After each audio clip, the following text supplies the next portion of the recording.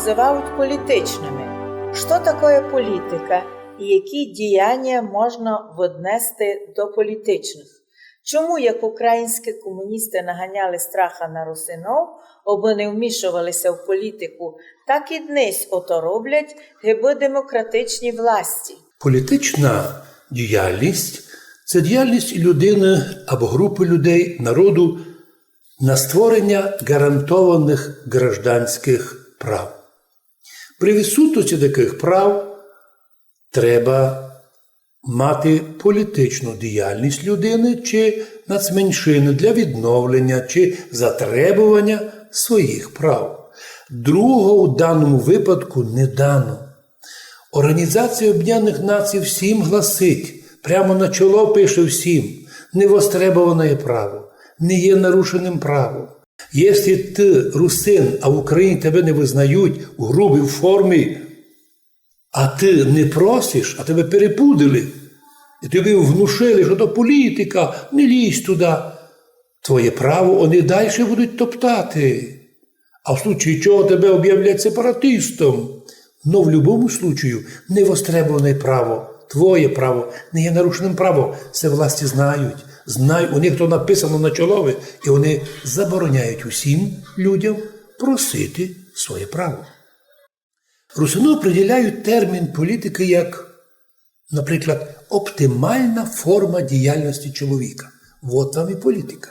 Оптимальна форма діяльності чоловіка для реалізації своїх прав.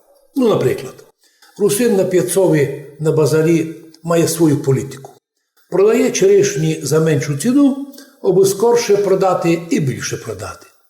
От вам і політичний русин. В Україні права русинської нацменшини так грубо порушуються, що заставляє всіх русинов ставати на защиту своїх прав проти антинародної влади.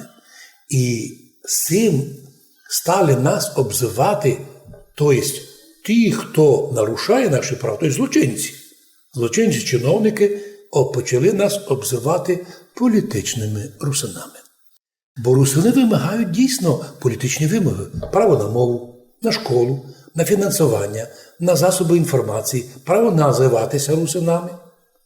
За ці прості конституційні вимоги жителів Закарпаття лінчують уже 30 років власти України як сепаратистів, котрі ніч не роблять, лише живуть за счет контрабанди.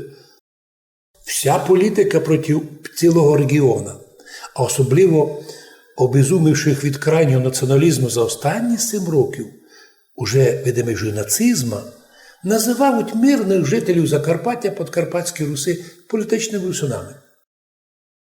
Русини, да юристи всім об'яснили, що й навіть в цьому провокаційному термінові ніч не є постидного.